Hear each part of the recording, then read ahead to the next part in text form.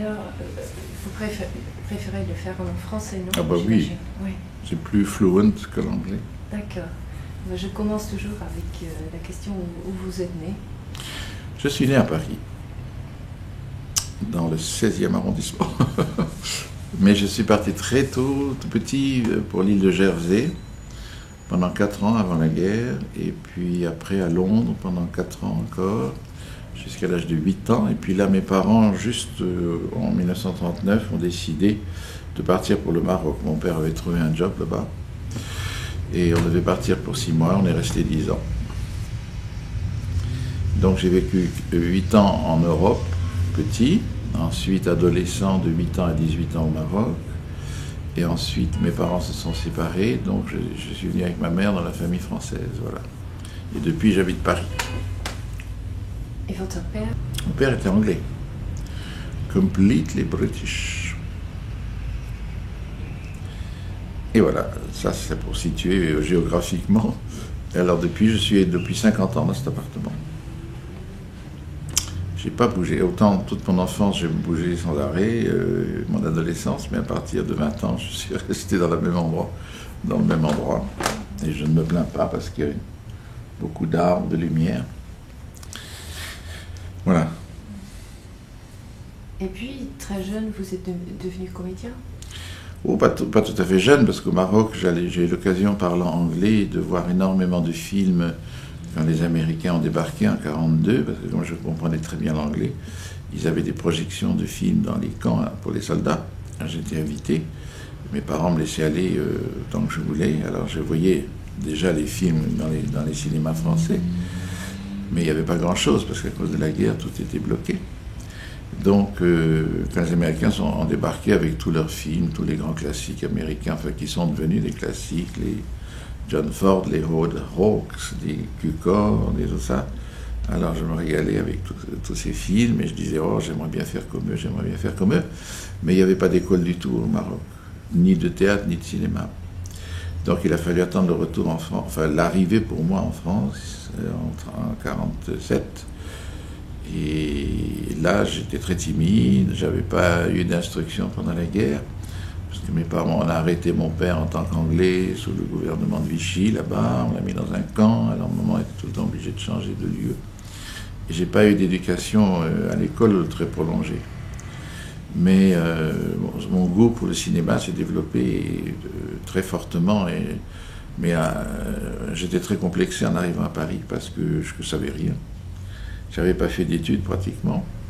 Mais heureusement, j'avais un oncle qui s'appelait Marcel Arlan et qui était écrivain, et grand collaborateur de la Nouvelle Revue Française, et ensuite académicien. Alors j'ai beaucoup fréquenté cet oncle et ma tante Janine, qui était complètement mêlée à tout le milieu artistique. Alors j'ai connu beaucoup de peintres, j'ai connu beaucoup d'artistes et d'écrivains. Alors j'ai vite rattrapé et j'ai fait mon instruction un peu tout seul comme ça. Self-man-made, comme on dit. Et alors j'ai osé enfin, pas avant l'âge de 22 ans, aller dans un cours. Mais je n'osais pas parce que je ne savais rien. On parlait de Racine, je ne savais pas trop bien qui c'était. Enfin j'ai lu, j'ai appris. Et puis j'ai trouvé un professeur extraordinaire qui était d'origine russe, Tania Balachova, qui a été mon professeur chéri, c'est-à-dire une femme extraordinaire, une pédagogue merveilleuse, qui faisait tout ce qu'il fallait pour qu'un élève puisse arriver à défaire ses blocages et à se trouver la liberté d'expression et tout ça. Alors, j'ai passé 2 ans chez elle, et puis après, j'ai rapidement été engagé, j'ai passé des auditions dans les théâtres à Paris, et un jour je suis tombé sur Raymond Rouleau, qui a été un très grand metteur en scène de théâtre ici, à Paris, et qui m'a engagé, et donc là ça a suivi cinéma, théâtre et télévision. Voilà, alors donc c'était très dur au début parce que j'étais très timide, tout ça, et il a fallu attendre jusqu'en 1967, c'est-à-dire 10 ans après. J'avais tourné pas mal avec Jean-Pierre Mocky, des tas de gens, avec Orson Welles même, et puis après c'est François Truffaut qui m'a trouvé la liberté que je cherchais dans le jeu, en me confiant un rôle dans Baiser volé, où tout d'un coup il m'a dit fais ce que tu veux, improvise, et comme j'aimais beaucoup l'improvisation, vous avez vu ce film, vous vous souvenez pas de Baiser volé? Oui, oui, on l'a tourné ici dans cette pièce, une partie, oui, oui. Toute la scène du déjeuner. Et donc voilà, alors après, au début mon professeur m'avait dit il faudra que vous voyez ces élèves, que vous jouiez tout ce qu'on vous propose. Il ne faudra pas faire le difficile pour qu'on vous fasse connaître. Et elle m'a dit vous n'aurez pas de rôle marquant avant l'âge de 30 ans. Et elle avait raison. Oui. Alors peu à peu, en tournant beaucoup, de plus en plus, puis après on m'a offert énormément de rôles, alors je pouvais choisir, je n'étais pas obligé de gagner ma vie en faisant des choses pas toujours intéressantes. Voilà. Et le rêve de devenir comédien, c'était un rêve que vous aviez eu? Oui, j'étais absolument émerveillé quand je voyais tous ces acteurs au cinéma. Je me disais, oh, j'aimerais faire comme eux, j'ai envie, je voudrais faire comme ça. Voilà, donc, mais ici j'ai appris le théâtre, et j'ai vu le théâtre que je n'avais jamais vu jusqu'à l'âge de 20 ans. Donc au début j'aimais pas trop, et puis tout doucement un jour j'ai vu un spectacle qui m'a complètement ébloui. Alors je me suis dit, le théâtre c'est bien aussi, voilà. Et j'étais plus à l'aise au théâtre qu'au cinéma. Au cinéma j'avais un trac terrible, au théâtre beaucoup moins. Ça me semblait beaucoup plus facile, c'est drôle.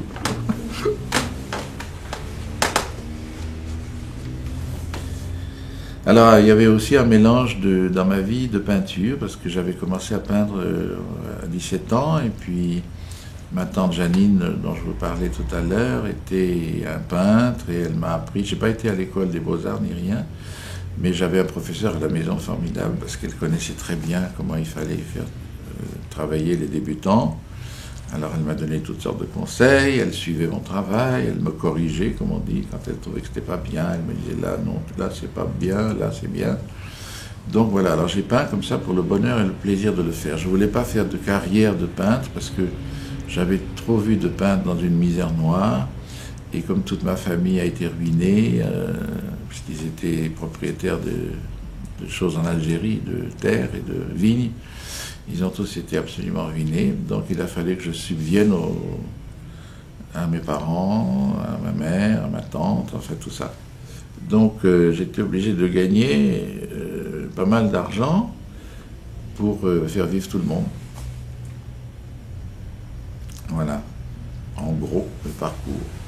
Mais alors la peinture a pris une place, ça continue toujours maintenant. Et puis voilà, oui. Et vos parents étaient d'accord que... Ah oui, complètement.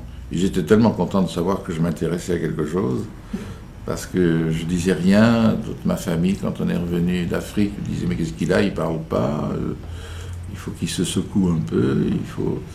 Et donc quand ils ont su que je m'intéressais beaucoup à ça, ils étaient tout à fait d'accord. Ils m'ont vivement encouragé. Oui.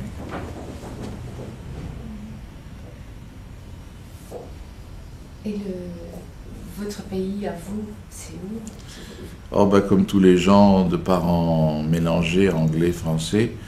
Donc toute mon enfance a été dans les pays anglais, donc j'ai beaucoup l'Angleterre. Et puis quand je suis en France, il me manque l'Angleterre. Quand je suis en Angleterre, il me manque la France. Donc voilà, on appartient à deux pays à la fois. Mais enfin, tout de même, toute ma vie, mon travail, mes lectures se sont faites en français, oui, plus qu'en anglais. Enfin, j'ai pas oublié l'anglais, donc j'ai pu tourner des films en anglais avec Fred Zinman, Le Chacal, j'ai pu tourner Le Nom de la Rose, tout ça en anglais, très facilement. Et c'était même un grand bonheur pour moi de jouer en anglais. J'avais l'impression d'une langue qui me revenait de plus loin que le français. Le français est une langue apprise, tandis que l'anglais était la langue de l'enfance. Et j'ai eu un plaisir extrême à dire les mots, de jouer en anglais, oui. Alors j'ai fait une douzaine de films en anglais, avec Joseph Losey, The Romantic Englishwoman, l'anglaise romantique, Monsieur Klein, Galiléo, oui, qu'on n'a jamais vu en France, film d'après la pièce de Brecht. Et votre père faisait quoi? Mon père avait été officier dans l'armée, mais ce n'était pas sa vocation. Il avait été mis dans une école militaire à l'âge de 14 ans, alors il est sorti jeune lieutenant, Et puis il est parti pour l'Afrique, mais il n'était pas heureux. Mais les parents avaient fait beaucoup de sacrifices pour qu'il aille dans cette école. C'était une école payante de l'armée. Après, il est monté un peu en grade jusqu'à capitaine. Il est parti en Inde, aux Indes à l'époque. Et puis il a quitté l'armée à l'âge de 30 ans parce que c'était pas sa vie. Alors après, il a fait toutes sortes de jobs différents. Mais évidemment, il a eu du mal à se recycler. On n'employait pas ce mot à l'époque, mais depuis, c'est courant, quoi. Il avait, avec sa vie de militaire, il n'avait pas appris grand-chose d'autre. Mais enfin, il s'est quand même débrouillé pour trouver du travail. Voilà pour le daddy. Et votre mère? Maman était française, alors, mais née en Algérie, d'une famille très riche de bourgeois, colons. Et donc, jusqu'à l'indépendance de l'Algérie, elle a pu vivre comme ça, financièrement, grâce à l'argent que lui donnait son père, mais qui était très riche, donc ça va. Enfin, ça n'a pas été facile toujours, parce que pendant la guerre, on était coupé de tout le monde au Maroc. Mon grand-père était en France et on ne pouvait plus communiquer. Alors qu'il y a eu des moments très difficiles au Maroc, on n'avait plus un rond, mon père donnait des leçons d'anglais, enfin, ça a été très dur jusqu'à l'arrivée des Américains, où là, tout d'un coup, bien sûr, il est parti comme interprète, et puis ensuite il s'est engagé de nouveau dans l'armée, comme simple soldat. Puis là, il a été blessé pendant la campagne de Yougoslavie, après le débarquement en Yougoslavie. Et là, il s'en est pas remis. Il est mort assez jeune, à 54 ans. Il avait reçu une commotion d'une bombe qui a explosé, mais sans le blesser physiquement, mais il a reçu un choc, une commotion, ça s'appelle, qui l'a rendu nerveux, il tremblait, enfin voilà, il s'en est pas remis de ça. Il n'a pas vu du tout ce que j'ai fait dans le cinéma ni dans le théâtre. Il est mort juste avant. Quand vous étiez encore jeune? Oui, j'avais 22 ans, oui, c'est ça, oui. Mais ils s'étaient séparés. Mon père était parti après en Angleterre, tout seul, et maman est restée ici en France, oui. Voilà. Et votre mère, Ben, maman a vécu très bien jusqu'à l'âge de 80 ans, puis là, elle est tombée malade, paralysée. Alors, il y a eu des années très difficiles où elle ne parlait plus, elle était complètement malade, dans une petite chaise roulante. Alors, je ne voulais pas la mettre à l'hôpital parce que je sais que les personnes comme ça, on ne s'en occupe pas. Il fallait donc ici des infirmières toute la journée, de midi à 6h et de 6h à minuit, 2 infirmières par jour. Et elle a survécu 10 ans, ce qui était très long pour une personne qui avait une hémiplégie comme ça. Les médecins disent c'est extraordinaire, je ne comprends pas comment. Et c'est parce qu'elle était très entourée et qu'on l'aimait beaucoup. Donc on s'occupait d'elle toute la journée. Et puis elle est partie à 91 ans, oui. et vous étiez seule? Non, j'avais un demi-frère, mais qui n'a pas vécu avec nous, parce qu'il était d'un premier mariage, enfin, c'est assez compliqué. Et lui est resté ici pendant la guerre, ça fait qu'il a été séparé de sa mère pendant 10 ans. Il l'a quitté quand il avait 12 ans, il l'a retrouvé quand il en avait 20. Même plus, 22, oui. Donc ça a été un enfant privé de ses parents. Son père était un officier de la marine anglaise, toujours parti sur les bateaux de guerre. Donc il a été élevé par mon grand-père, enfin ça a été, oui. Enfin, je ne vais pas vous raconter tous les détails de la famille, parce que... Et pour vous, vous avez eu une vie de famille avec votre carrière? Oui, oh, bah oui, ça a été très bien, au contraire, oui. Mais il a fallu gagner sa vie pour subvenir à toutes ces personnes qui étaient ruinées. Et puis, alors voilà, j'ai eu la chance inouïe.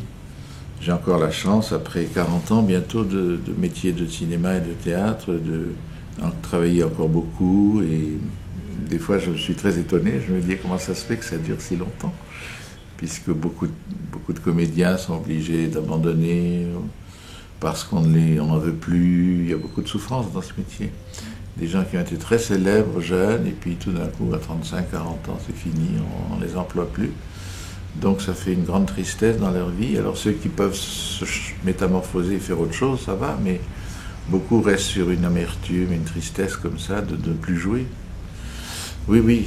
Et puis d'autres, au contraire, jouent pas beaucoup quand ils sont jeunes, et puis à partir de 30, 40 ans, tout d'un coup, ils jouent de plus en plus. Enfin, c'est très variable comme évolution, le métier de comédien. Mais c'est toujours l'incertitude, on ne sait jamais si on va travailler ou pas. Toujours... Et rien n'est assuré de façon fixe, sauf si on entre à la Comédie Française. On a dû travailler pour 20 ans et plus si on reste, mais sans ça, les autres ne savent pas. On ne sait jamais ce qui va se passer dans 1 an, dans 2 ans. Alors voilà, donc j'ai été très gâté de pouvoir faire de la radio, du cinéma, du théâtre, de la télévision, et maintenant beaucoup de lecture, parce que maintenant c'est à la mode de lire beaucoup, alors je fais énormément de lecture aussi, de poésie, de textes. Voilà. Et quand vous travaillez pour un rôle, c'est comment que vous vous préparez? Moi, je me prépare, quand c'est un grand rôle dans une pièce, je répète comme tout le monde pendant 1 mois ou 2, ça dépend de la longueur de la pièce et des metteurs en scène. Mais je suis un acteur d'instinct, je ne construis pas en pensant, en réfléchissant beaucoup à mon rôle, tout ça, non. Je ne sais jamais comment je vais faire, et j'obéis à un instinct immédiat, c'est-à-dire que les choses viennent comme ça. Alors, où ça plaît au metteur en scène ou pas, ou quand il veut autre chose, bon, j'essaie d'exécuter ce qu'il me demande, mais je suis plus heureux quand je peux suivre mon instinct. Et oui, il y a 2 grandes familles dans le théâtre. Il y a ceux qui construisent, comme Louis Jouvet, très précis, chaque phrase, chaque regard, chaque geste est étudié extrêmement précisément. Et puis d'autres acteurs comme Michel Simon, complètement désordonnés, fous, inventifs, jamais pareils, mais d'une invention absolument géniale, il n'y a pas d'autre mot. Alors c'était plutôt ça mon cheminement, c'est de ne jamais savoir ce que j'allais faire. En peinture, c'est pareil, je ne sais jamais ce que je vais peindre. Au début, j'avais des intentions, je vais faire un beau tableau, puis là il y aura du jaune, il y aura du bleu, puis là du rouge, et puis ça ne marchait pas. Et puis le jour où j'ai presque commencé à penser à autre chose en peignant, j'écoutais beaucoup de musique, et tout d'un coup ma main s'est mise à faire des choses imprévisibles. Alors j'ai compris qu'il fallait laisser parler cet inconnu comme ça, mais surtout pas avoir de volonté de faire bien ou de faire des choses, laisser venir le mystère, laisser venir complètement l'imprévisible, l'imprévu. Et c'est comme ça que j'ai fonctionné depuis. Alors je commence un tableau, je ne sais jamais ce que ça va être, je sais jamais. Alors au théâtre c'est comme ça aussi, au cinéma, comme c'est un métier au cinéma où on ne répète pas, on vient et puis on répète la scène 1 fois ou 2 pour la caméra, mais il n'y a aucune précision, c'est très rare qu'un metteur en scène vous demande quelque chose de précis. Donc il vous connaît, il vous laisse faire, tandis qu'au théâtre c'est beaucoup plus compliqué, il y a souvent des metteurs en scène qui ont des idées, des fois beaucoup trop d'idées, alors il faut essayer de répondre à leurs désirs. Mais j'ai travaillé avec des metteurs en scène comme Claude Régis, avec qui j'ai joué 15 pièces. Et avec lui, c'était un bonheur total, parce qu'il aimait beaucoup la liberté du comédien et un certain ton comme ça. Puis avec Marguerite Duras, après aussi, c'était comme ça. Alors là, j'étais très heureux. Oui. C'était comment de travailler avec elle? Avec Duras, c'était un rêve absolu. C'était magique, c'était... On avait plutôt des rapports d'amitié que professionnels. J'avais commencé à jouer une première pièce d'elle en 1968 qui s'appelait La Menthe anglaise, avec Madeleine Renaud, et qu'on a joué jusqu'à la mort de Madeleine quand elle avait 91 ans. Et on l'a toujours repris dans chaque théâtre où ils ont beaucoup bougé, les Barreaux, Renaud Barreau, et donc jusqu'à la dernière salle où on a joué, là, au rond-point des Champs-Élysées. Il y a eu ça, toujours pendant 30 ans presque. Et puis, j'ai joué 4 pièces de Marguerite, j'ai fait 4 films, et puis beaucoup d'amitié et d'amour entre nous. Ah oui, c'était fabuleux. Personnage hallucinant. Pour moi, c'est celle qui a parlé de la passion, d'amour, de façon la plus forte depuis longtemps dans l'écriture en France. Oui. espèce d'absolu de l'amour tellement grand d'ailleurs que, je ne sais pas si vous avez vu India Song. Oui, oui. Donc c'est un amour que lui déclare le vice-consul en pleurant et en criant.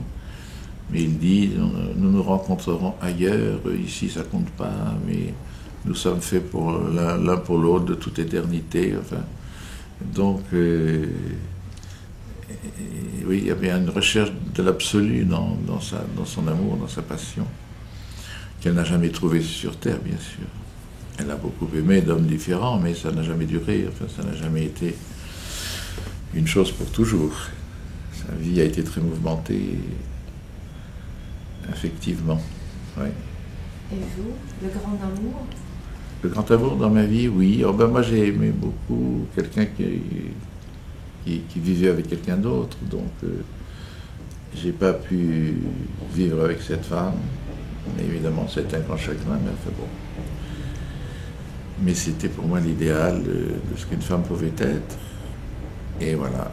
Donc je suis resté un peu désolé, mais c'était comme ça. Comment est-ce qu'on peut vivre avec ça? Oh, si on vit avec toutes sortes de choses, vous savez. Mais j'étais tellement pris par mon travail, tout ça, tellement... donc, ça allait. Il a fallu se faire une raison, mais ça a pris du temps. Et... oui, c'est comme dans les pièces de Tchekhov. On aime quelqu'un, cette personne aime quelqu'un d'autre, et on ne se rencontre jamais. Mais on reste quand même très attaché à la personne qui vous a échappé. Enfin, oui, qui a fait sa vie avec quelqu'un d'autre. Oui, voilà. Et vous croyez que la passion et l'amour sont très proches ou sont des différences? Oh, ben, c'est beau quand c'est très passionnel, l'amour. Enfin, j'entends pas la passion comme dans Adolphe, le film que je viens de voir, là, d'après le roman de... comment il s'appelle son nom m'échappe tout d'un coup. Benjamin Constant. Alors là, vous avez vu le film, non? Oui, c'est un jeune homme qui aime une femme mariée, etc. Et finit par la détourner de son mariage, de vivre avec elle, puis au bout d'un certain temps, il ne l'aime plus. Et elle est complètement accrochée à lui, désespérément, elle meurt quand il n'est pas là. Et elle finit par mourir, je veux dire, parce que lui, c'est fini. C'est très cruel, parce qu'il l'a aimé beaucoup, il l'a voulu, il a désiré cette femme de façon hallucinante. Et puis quand il l'a eue, bon, les choses se sont abîmée au bout de quelques années, et puis après, il ne pouvait plus la voir. Et elle se mourait d'amour pour lui, ça continuait. Alors c'est très triste. C'est très triste. Elle meurt en disant, mais c'est toi que j'aime, c'est toi que j'aime. C'est Isabelle Adjani qui joue ça, oui. Alors vous n'avez pas eu des enfants? Non, donc je suis resté célibataire. Mais je crois que c'est bien, parce que je ne sais pas quel genre de père j'aurais été. Tellement été pris par mon métier, je crois que j'aurais jamais été là, ou pas beaucoup. Et puis, c'est vrai que je n'avais pas la passion des enfants. Je les aime beaucoup, ceux des autres, mais de s'occuper d'un enfant, je ne sais pas. Enfin bon, j'en ai pas eu, donc je ne peux pas vous dire. Peut-être que si j'avais été père, j'aurais été changé complètement, j'en sais rien. Oui. Mais en tant que comédien, on peut remplir plusieurs choses. Oui. Oui, bien sûr. Bon, oui, il y a plein d'acteurs qui ont des enfants, des familles nombreuses même. Mais beaucoup souffrent de ne pas avoir vu leurs parents beaucoup. Hein. Surtout quand le papa jouait au théâtre le soir, la maman tournait dans la journée. Et donc, il y a beaucoup d'enfants de comédiens qui n'ont pas eu leurs parents assez présents. Non, je veux dire, ce qu'on manque dans la vie, on peut le trouver dans le jeu, peut-être. Oui, oui, oh bien sûr. Vous savez, dans le métier, nous investissons tout ce que nous avons vécu, tout ce que nous savons de la vie, les chagrins, les joies, les peines, les souffrances, tout y passe. Hein. Et donc, chaque moment de la vie, qui est celle de beaucoup de gens, enfin presque tout le monde passe par les mêmes besoins, les mêmes sentiments, les mêmes envies, les mêmes rejets. Donc, tout ça enrichit beaucoup le comédien. Et ensuite, quand il doit jouer un rôle... comme ça m'est arrivé avec Trigorine, là, dans La Mouette de Tchekhov. Tout ce qu'on a vécu sert pour alimenter un personnage. Donner l'impression qu'on sait de quoi on parle quand on est jaloux, quand on est déséquilibré, en fait, toutes sortes de trucs, quoi. Tout ce que les rôles comportent comme nécessité de jeu, de travail. Mais j'ai voulu sûrement être comédien pour rester dans le jeu. J'étais un enfant qui jouait tout le temps, beaucoup plus qu'il ne faisait d'études. Donc j'avais une passion pour le jeu et j'ai jamais voulu quitter ça. Et j'ai l'impression d'avoir continué ma vie d'enfant en jouant. Les enfants jouent, c'est tout à fait nécessaire que les enfants jouent. Un enfant qui ne joue pas, c'est très grave, il faut surveiller ça de très près. Mais qu'est-ce qu'ils font en jouant? Eh bien, ils se construisent leur psychisme. Ils construisent en faisant semblant d'être Zorro, de jouer au papa, à la maman, de jouer à la dinette. Tout ça, ils construisent toutes sortes. Il leur faut des histoires, beaucoup. Les enfants, il faut leur raconter beaucoup d'histoires. Donc, ils inventent et ils jouent. Et bien, les acteurs, ils continuent à jouer. C'est le même processus, je pense. Celui d'être quelqu'un d'autre. Je crois que si on veut être comédien, c'est aussi parce qu'on ne se supporte pas bien, qu'on a des tas de problèmes, et qu'en étant comédien, on évacue tout ça. On fait une espèce de... Comment ça s'appelle? En psychanalyse, il y a un mot... on se délivre de tout ce qui ne va pas. Oui. Vous avez fait de la psychanalyse? Non, le jeu, non, j'ai jamais été dérangé mentalement au point de souffrir et de demander une attention médicale. Plusieurs personnes m'avaient conseillé, m'avaient dit tu devrais faire une analyse. J'ai dit pourquoi? Sans doute parce qu'ils trouvaient que j'étais un peu de travers, mais j'ai jamais éprouvé le besoin. Non, c'est dans mon métier, j'ai l'impression que je me soignais en jouant. Et j'ai été très touché par une époque, là, le Lang, c'était un psychanalyste anglais.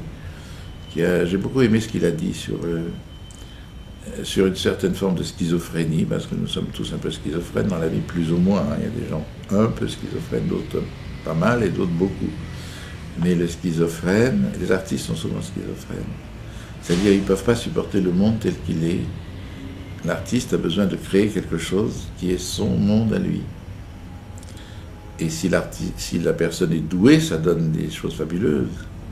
Mais il ne supporte pas les règles de la vie, de la société telles qu'elles sont. Il a besoin d'une liberté qui ne corresponde à aucune obligation sociale.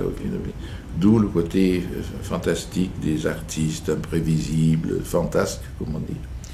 Et ils font tout d'un coup des choses que la bonne société ne comprend pas, parce qu'ils vont vivre de façon tout à fait, je dirais, anormale. Mais ils inventent des choses, ils vivent de façon... Il y a des maisons d'artistes, c'est incroyable. Je veux dire, personne dans la société bien pensante ne vit comme ça. Ils mélangent les choses, ils font des actes imprévus, mais qui pour moi sont la liberté, voilà. Oui. Vous vous sentez libre? Oui, enfin, je me sens libre. Oui, je me sens indépendant et libre et heureux d'être dans l'inconnu. Quand je vois surgir dans mon travail de peintre ou d'acteur des choses absolument imprévisibles qui arrivent. Alors là, je fais confiance à l'inspiration, oui. J'appelle l'inspiration et j'y réponds. Et là, ça motive suffisamment la joie de jouer. Vous croyez que ça vient d'ailleurs? Oui, je pense que c'est un don, oui. Si on parle de ça, c'est un don de Dieu, oui, je pense. Vous êtes croyant? Oui, croyant, oui. Oui, c'est un don. Si on est doué pour une chose, musique, écriture, couleur, peinture, poésie, c'est vraiment... Alors les gens disent oui, c'est le hasard. Je ne crois pas que ce soit le hasard. Non, je ne crois pas au hasard. Je crois que c'est un but très précis de Dieu qui vous fait un cadeau fabuleux. Mais ce cadeau est fragile, il faut arriver à le maintenir dans la pureté, dans quelque chose de vrai, parce qu'il y a beaucoup de détournements et de déviations dans l'expression artistique, qui fait que tout d'un coup on est happé par l'argent, ou par un orgueil démesuré, on croit qu'on est quelqu'un de formidable, on commence à devenir très, très schizophrène, et jusqu'à certains acteurs qui parlent d'eux Ils disent pas moi, ils donnent leur nom. Je cite personne, mais il y a un ou deux acteurs comme ça qui parlent d'eux-mêmes comme si c'était quelqu'un d'autre. Et alors il y a toutes sortes de dangers de se prendre au sérieux, de se croire quelqu'un d'exceptionnel, ou alors de vanité, d'orgueil, de gloire et d'argent. Beaucoup d'artistes sont abîmés par l'argent, oui. Une fois qu'ils ont du succès, il y a beaucoup d'artistes qui ont été perdus par le succès.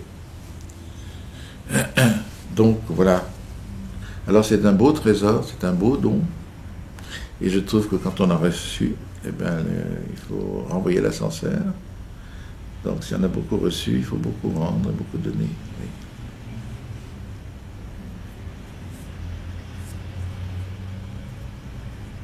Et la religion en général, représente? Oui, la religion en général, oui, bon, elle est pour moi chrétienne, bien sûr, mais très ouverte à toutes les séparations qu'il y a eu, malheureusement, avec les protestants et puis avec les orthodoxes, tout ça. Alors je travaille beaucoup à l'écuménisme, c'est-à-dire à essayer de fasse que les chrétiens se retrouvent, orthodoxes, protestants, catholiques, dans le même courant. Alors on évacue toutes les peines, les chagrins, les horreurs qu'il y a eu, les massacres, les protestants, les catholiques, tout ça, ils se sont battus, se sont tués. Et les Russes aussi, les orthodoxes ont été complètement séparés de nous, avec beaucoup d'agressivité, de part et d'autre. Hein.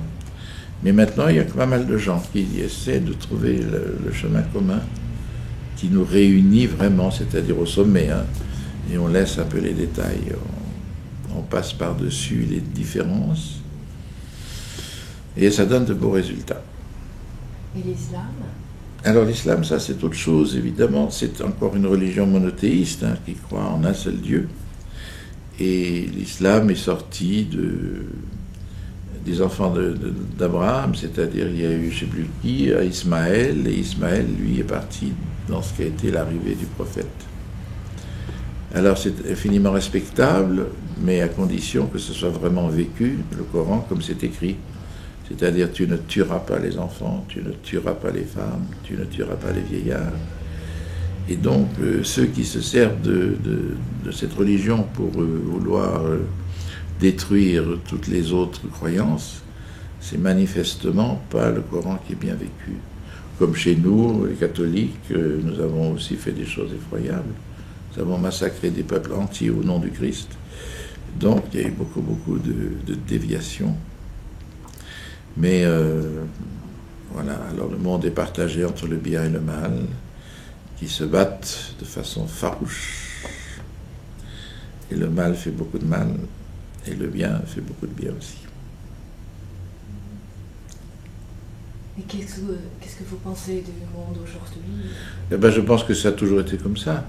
Quand vous lisez l'Ancien Testament, c'était que des massacres, des envahissements, on tuait tout le monde. C'est d'une dureté, d'impitoyable, je veux dire. On faisait pitié de personne.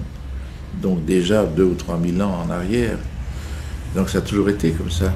Et maintenant, alors c'est plus médiatique, on sait tout ce qui se passe partout.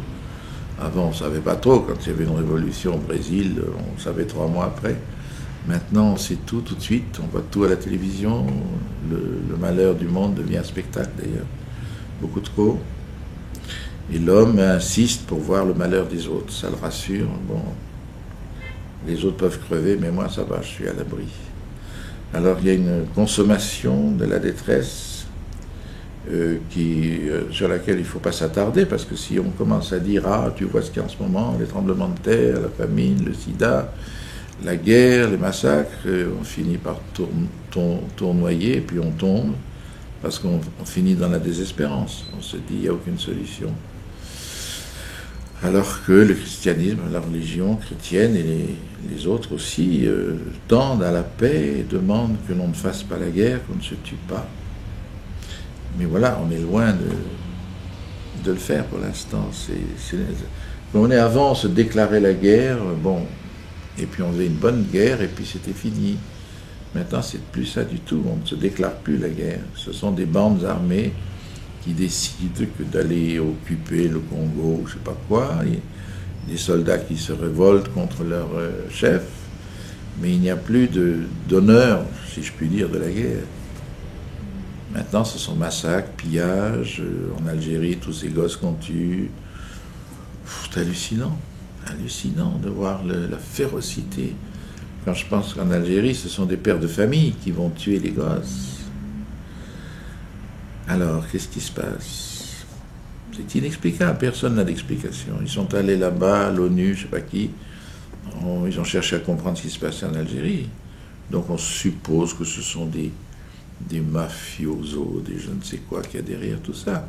Mais pour que des gens aillent avec des fusils tuer pour rien, ça ne sert à rien. Qu'à semer la terreur, c'est tout. Pourquoi faire? Puis le conflit israélo-palestinien, qu'est-ce qu'ils vont faire? Se tuer, faire sauter les gens, et puis l'autre va se venger, et puis on va se venger de la vengeance, et puis. Ça ne sert à rien, rien. Qu'à attiser les haines, rendre les gens malheureux. On n'arrivera à aucune solution comme ça. Aucune. Mais comment pourrait-on changer le futur ou les dans des jeunes? cas comme ce pays-là, il faudrait d'abord, comme ce sont deux religions croyantes en un seul Dieu, se dire que la terre appartient à Dieu d'abord, elle n'appartient ni aux Israéliens ni aux Palestiniens. Alors arriver à cohabiter. Mais on en est loin pour l'instant. Alors il y aura encore des massacres, des kamikazes, tout ça pendant je ne sais pas combien de temps, puis le jour où ils en auront assez, ils s'arrêteront. Mais il n'y aura pas de solution autre. Si les Israéliens m'entendaient, ils bondiraient jusqu'au plafond, et les Palestiniens aussi, mais c'est comme ça. Qu'est-ce qu'ils proposent? Rien que de détruire. Alors quand il y a des grands hommes, d'ailleurs tous les grands faiseurs de paix, généralement on les assassine tous. Entre Rabin, entre celui de l'Égypte, entre Gandhi, entre tous les gens. On les tue. Donc voilà, alors ne désespérons pas, essayons de construire tant qu'on peut, nous dans nos modestes moyens, de faire dire et d'aider les gens. Oui, c'est désespérant. Hein. Par moments, on en a assez, on en a marre de tous ces tueries comme ça. Oui. Vous croyez que ce sont plutôt les hommes qui font ça? Ben oui, le cœur de l'homme peut être féroce, il peut être sain, il peut être les deux. Mais si on fait appel à lui... Plus que la femme. Hein? Plus que la femme. Ah ben la femme n'est pas guerrière, ça n'a jamais été son travail dans la vie de partir faire la guerre. C'est depuis la dernière guerre qu'il y a des soldats femmes. Mais oui, parce que ça requérait dans le temps de la force physique, avec un sabre, il fallait savoir donner des coups très forts, et la femme peut-être un peu, puis c'est pas son métier, je veux dire, elle a une autre destinée, tout à fait différente, absolument exceptionnelle et tout à fait indispensable, mais c'est pas celle d'aller faire la guerre, non. C'est pas son principal objet de sa vie. Oui, alors donc il y a ces deux natures fabuleuses, hommes et femmes, qui sont séparés dans leur sexualité, mais qui sont au fond... Déjà, beaucoup d'hommes sont un peu femmes, beaucoup de femmes sont déjà un peu d'hommes, du point de vue hormonal. Donc ils sont faits pour se rencontrer, pour s'aimer, vivre, et puis avoir des enfants, bien sûr. Et donc c'est la femme qui va le faire, elle ne peut pas aller faire la guerre quand elle est enceinte, c'est pas possible. Donc elle a sa vie consacrée à autre chose, qui est à mettre au monde des enfants, ce qui est la plus belle chose qu'on puisse faire. Mais maintenant, la société change beaucoup. Change beaucoup, oui, oui. Qu'est-ce que vous pensez de ça? Ça a toujours évolué, heureusement. Hein. On ne peut pas rester dans les mêmes conceptions de la vie. Alors il y a eu plein de changements technologiques, par exemple, l'invasion de la télévision, qui modifie beaucoup la vie des gens. Il y a plein de techniques comme ça, l'Internet, la rapidité des communications, des échanges. Maintenant, c'est nouveau, ça. Il n'y a jamais eu ça avant. Un homme peut avoir, ou une femme peut avoir 4 fois plus de travail en restant chez lui et en communiquant instantanément avec une demande et une réponse arrive tout de suite. Enfin, Donc le monde va à une vitesse incroyable. On brasse beaucoup plus d'affaires qu'avant, et parce que c'est instantané, quoi. On envoie un fax, ça revient tout de suite. Même pas un fax, sur Internet. Enfin, je connais pas. Moi, j'ai pas voulu entrer dans tout ça, parce que j'en ai pas besoin. Mais l'Internet, je vois pas ce que j'en ferai, non. J'ai déjà pas de portable pour l'instant.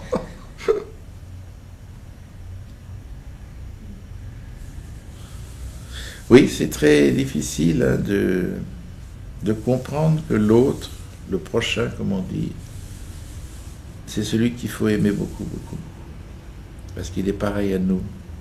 Aime ton prochain comme toi-même. Enfin, je ne vais pas vous faire un cours de religion, mais c'est pas de la religion, c'est de l'amour. Alors, c'est l'amour, c'est ce mot-là qui est le plus important. Alors, quand on est en état d'amour et qu'on respecte les êtres humains sacrés, chaque être humain est une chose sacrée. Alors, j'ai appris dans cette évolution spirituelle, vous voyez, à ne plus juger les gens du tout. Avant, je jugeais beaucoup les gens, un tel il est comme ça, une telle elle est comme ça. Et puis, comme je voyais clair dans les gens, on me disait, oh, c'est bien, tu as un bon jugement. Puis un beau jour, je me suis rendu compte, quelle honte, tu n'as pas le droit de juger. Tu as le droit de juger les actes qui sont mauvais, mais pas la personne. La personne, elle est sacrée. C'est enfant de Dieu, mais qui a mal tourné. Mais on peut pas condamner la personne en disant c'est un salaud, c'est dégueulasse, etc. Non, ce qu'il a fait peut être dégueulasse, mais lui, il faut le respecter. Alors vous me direz que dans certains cas, comme il y a eu des monstres comme Hitler ou des gens comme ça, mais la folie, quoi, c'est l'emprise de la folie désordonnée, et la folie, on sait bien que ça entraîne au pire. Et la folie organisée et destructrice. Alors on se dit, Hitler, enfant de Dieu, ben oui. Mais tout ce qu'il a fait est éminemment effroyable et condamnable. Mais quand je dis ça, beaucoup de gens disent, comment ce monstre, etc. Mais au départ, ça a été un enfant, ça a été un bébé, battu par ses parents, il a été très malheureux, Hitler. L'enfant, c'est. Et donc, un jour, il a été pris d'une folie schizophrénique, paranoïaque, totale. Et donc, ça a évolué avec tout un peuple qui l'a suivi. Enfin, on se dit, comme le genre humain est fragile, que les Allemands, qui étaient des gens civilisés, musiciens, artistes, tout ça, tout d'un coup, les voilà pris. Mais ça pourrait arriver chez nous aussi. Ça pourrait arriver dans n'importe quel pays. L'antisémitisme est toujours là. Et il faut être très, très prudent avec ça. Mais il y a plein de gens excités encore contre les Juifs, et puis maintenant c'est contre les Arabes, enfin bon. Voilà. Et vous avez encore des rêves? Des rêves? Deux. Ben, je m'aperçois que je rêve beaucoup, mais je ne me souviens plus du tout des rêves. Ou très peu. Alors non, le rêve pour moi, c'est de pouvoir continuer à inventer, à répondre à cette demande artistique, tant que je peux. Mais alors j'ai beaucoup changé depuis 10 ans, où je me suis reconverti beaucoup plus qu'avant, et où je trouve que j'ai beaucoup de plaisir à travailler sur des spectacles qui parlent du spirituel. C'est pour ça que j'ai fait un spectacle sur les récits d'un pèlerin russe. Puis ensuite, j'ai travaillé sur les Fioretti de Saint François d'Assise. Puis après, j'ai travaillé sur la petite Thérèse de Lisieux, qui est un personnage hallucinant. Elle est morte à 24 ans, en ayant toutes les grâces de la terre. Et elle a beaucoup remis l'Église dans un chemin où l'Église était devenue, fin du 19e, très bien pensante, moralisante, condamnant les gens à l'enfer. Et tout d'un coup, la petite Thérèse, elle arrive en disant « Je serai l'amour dans l'Église ». Alors elle a remis les pendules à l'heure, comme on dit. C'est pour ça qu'elle a fait tellement de miracles et elle a touché juste ce qu'il fallait. Elle est arrivée au moment. Je crois que Dieu l'a envoyée exprès pour redresser la barre, comme on dit. Et son influence est mondiale, absolument. C'est passé par-dessus toutes les religions. Les musulmans au Caire l'a pris, les juifs, tout le monde. Parce que c'est vraiment universel ce qu'elle a dit. Et tous les gens qui ont quelque chose dans le cœur la comprennent très bien. Ça, c'est un vrai miracle. Mais il y a plein d'autres gens aussi, hein, qui ne sont pas connus. Mais j'ai connu, enfin, j'ai pas connu, mais j'ai entendu un pasteur protestant absolu. J'ai des cassettes de lui. C'est un homme, enfin, il est mort maintenant, mais c'est un homme extraordinaire. D'une bonté, d'une ouverture, Et puis j'ai connu des swamis indiens, enfin de l'Inde, des hommes tout à fait universels, oui. Et puis j'aime beaucoup Saint-Séraphin de Sarov, qui est le grand mystique russe orthodoxe du siècle dernier. Personnage fabuleux aussi, lui. Et vous avez vécu des miracles vous-même aussi? Oh, j'ai pas vécu de miracle, je trouve que ma vie est déjà un miracle. Ben de vivre, c'est déjà un miracle. Mais j'ai côtoyé, j'ai vu des gens, j'ai assisté à des miracles, oui. Des gens qui ont été guéris comme ça tout de suite. Il y avait un extraordinaire père qui s'appelait le Père Tardif, qui était d'origine canadienne, et il avait le don de guérison. Alors il y avait des foules énormes qui se rassemblaient, et de sa petite voix avec l'accent canadien, il disait oui, dans l'assistance, c'est une personne qui souffre du poumon ou du cœur, je sais pas quoi, et le Seigneur est en train de la guérir. Et j'ai vu un vieux monsieur sur un brancard, je sais pas, il devait avoir 85 ans, qui était grabataire, comme on dit, qui ne pouvait plus marcher, tout ça. Et ce père a dit, il y a dans l'assemblée un monsieur de 85 ans que le Seigneur est en train de guérir en ce moment. Il disait, c'est pas moi qui guéris, hein, c'est Dieu qui m'a donné ce don de transmettre la guérison. Et puis on a vu le vieux monsieur tout se lever sur son brancard, en tremblant comme ça. Et alors il disait toujours, venez, approchez-vous du micro, enfin, pour vous faire connaître. Mais alors, il ne pouvait pas marcher tout seul, on a un peu aidé, parce qu'il... Puis j'ai vu une petite fille paralysée dans son petit fauteuil, qui tout d'un coup, elle guidait, elle était très agile, elle guidait bien sa petite voiture, comme ça, toute allure, bougeait partout. Et puis il y a eu une autre parole de ce père qui a dit, il y a dans l'assemblée une petite fille de 12 ans, 15 ans, je ne sais plus, que le Seigneur est en train de guérir en ce moment, et on a vu la petite s'arrêter.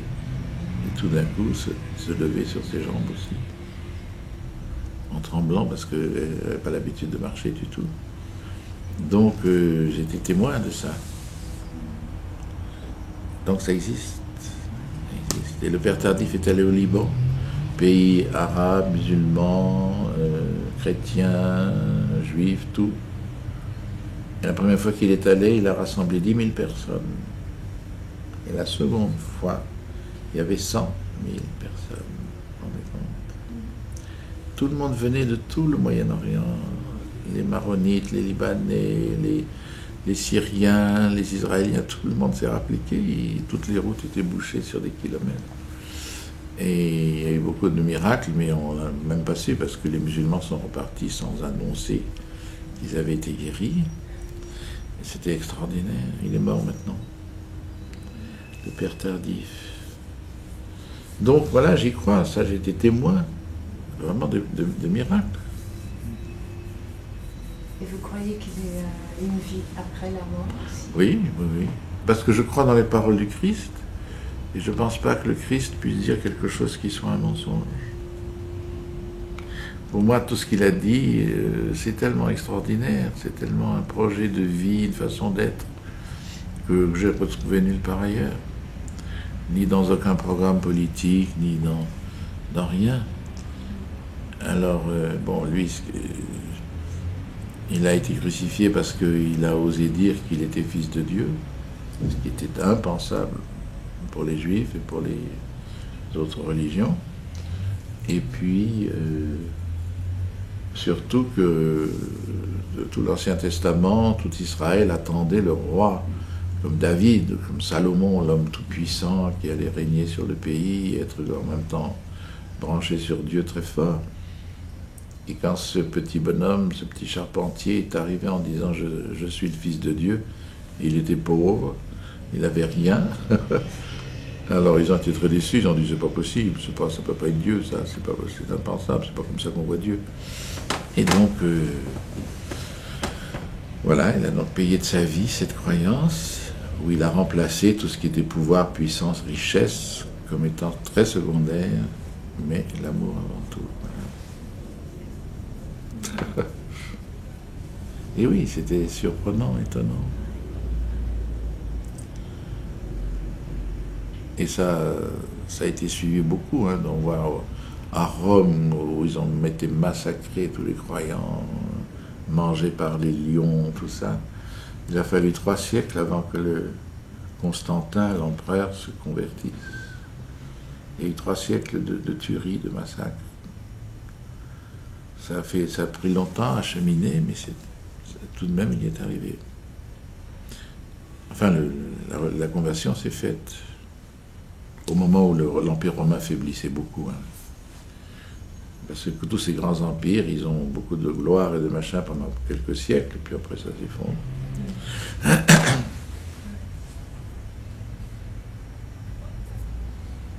Et vous pensez qu'on revient aussi? Oui, ben si, puisqu'il le dit. Moi je crois en ce qu'il dit. Mais c'est difficile pour nous mortels de comprendre quelque chose qui n'est au-delà de la mort. On ne sait pas ce que c'est. Personne n'est revenu de la mort, sauf à Lazare, le ressuscité, mais enfin il est mort quelques heures seulement. Non, 4 jours, c'est vrai. Mais oui, je pense qu'il y a une vie, mais je ne sais pas laquelle. Les gens, vous savez, il y a des gens qui ont été très malades, qui ont été sur le point de mourir. Ils étaient condamnés, ils allaient mourir. Eh bien, ils racontent tous la même expérience, qu'ils sont entrés dans un grand tunnel, comme ça, avec de la lumière bleue au bout, puis une lumière incroyable. Et puis il se trouve qu'ils ont continué à vivre, ils sont revenus. Mais ce sont des petites approches, on ne sait pas. Alors on fait toutes sortes d'imageries pour les enfants, tout le monde, il y aura les anges qui vont louer le Seigneur qui sera assis sur son trône, enfin, c'est des images pour les gosses, mais c'est tout à fait autre chose qui est prévu. Mais on ne sait pas quoi, puisque personne ne l'a vécu. Donc moi je fais confiance quand je trouve quelqu'un, pour moi, dit la vérité, je ne vois pas pourquoi il va nous raconter des blagues. Il ne va pas nous dire un mensonge, pourquoi faire? Donc il y a une forme d'éternité, mais comment, j'en sais rien. On le saura que plus tard. On ne peut pas l'imaginer, on ne peut pas le concevoir, on ne peut pas le comprendre. C'est tout à fait quelque chose de mystérieux pour l'instant. Mais je suis persuadé qu'il ne dit pas de mensonge. Il ne dit pas quelque chose qui ne soit pas vrai. Et vous avez aussi l'impression qu'on a vécu déjà plusieurs vies, comme un peu... Ah non, non, c'est pas dans notre mentalité, la réincarnation, non. Ça c'est très indien, oui. C'est très dans la spiritualité de l'Inde. Pour nous, c'est très compliqué de le comprendre, parce que enfin, ils disent que c'est pas facile du tout, que des fois, on est réincarné dans quelque chose de beaucoup moins bien qu'un être humain, même une fourmi ou quelque chose comme ça. Mais j'en parlerai pas parce que je connais pas assez, mais je veux dire, c'est pas du tout dans le programme de ce que le Christ a annoncé, non, c'est tout à fait autre chose. Mais il y a peut-être quelque chose de vrai, j'en sais rien. Il y a dans chaque religion, chaque croyance, toujours une part de vérité. Mais on verra bien. Mais si on se retrouve vers de terre, ou fourmi, ou chien, ou chèvre, je ne crois pas qu'on aura une conscience très développée. Oui, c'est curieux les croyances du monde. Hein. Je ne dirais pas qui vivra verra, mais qui mourra verra. On verra bien. Et si regardez, vous repensez à votre vie, quel est le rôle préféré que vous avez joué? Oh, le rôle, en tant qu'acteur, oui, c'est India Song de Marguerite Duras, oui. Ou ce vice-consul qui boit, qui ne se supporte pas, qui tire dans les miroirs quand il se voit, qui tue les lépreux parce qu'il ne supporte pas la souffrance. C'est un rôle dans lequel j'ai investi beaucoup de la souffrance que je vivais à l'époque. Et j'ai donc pu hurler, crier, comme ça, tout de suite. J'ai pas travaillé du tout. C'est venu comme une délivrance. Oui. C'est le rôle dans lequel je me suis le plus investi, je pense. Oui. On était fous, je ne sais pas ce que je faisais. Enfin, oui, alors celui-là, et puis d'autres, oui. Au théâtre aussi, il y a eu des belles choses. Oui, La Menthe anglaise de Marguerite Duras aussi.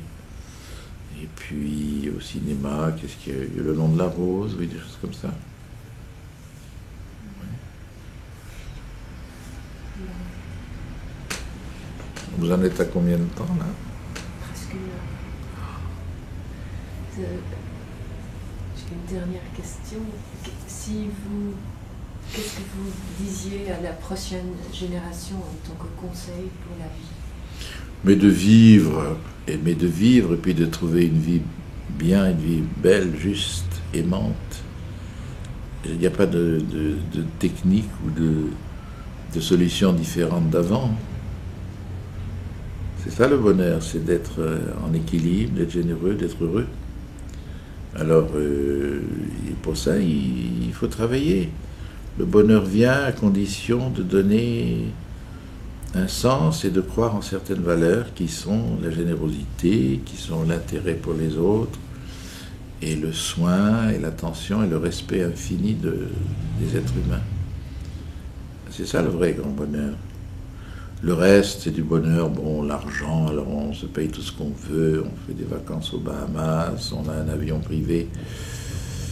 Je ne pense pas que ce soit vraiment, c'est ça, c'est pas le grand bonheur, ça c'est du bonheur de satisfaction, de plaisir, de choses comme ça, mais c'est très égoïste, enfin, c'est pas du tout... On pense à tout cet argent dépensé qui pourrait être donné à des gens qui meurent de faim, ça c'est plus le bonheur, oui, la générosité. Alors je ne leur donnerai pas de conseils, je leur dirai essayez d'être sage, d'être généreux, ouvert aux autres, et de ne pas chercher votre satisfaction personnelle. Moi. C'est le soi qui est intéressant, c'est pas le moi. Le moi, c'est l'égoïsme. C'est moi, je veux ça, puis je veux, puis ça gagne tellement. Moi, je veux ça, puis je veux un manteau, puis je veux des bijoux, puis je veux une robe, puis je veux un avion, puis je veux un bateau, et puis. Il y a une gourmandise d'avoir tout le temps du plaisir comme ça. Alors des gens disent, moi ça me suffit largement, je suis très content de me payer tout ce que j'aime. Mais est-ce que c'est vraiment ça le bonheur? Je crois pas, non. Comparé à l'autre bonheur, qui est d'être heureux, d'aider les gens, de faire vivre les gens, de respecter la vie dans les autres qui sont sans rien. Et voilà. D'ailleurs, je vois bien, les gens qui font ça sont d'un bonheur, ils sont dans une paix, il n'y a pas que de la paix, mais ils sont dans des drames des fois, mais c'est tellement plus grand que de satisfaire à son plaisir, oui.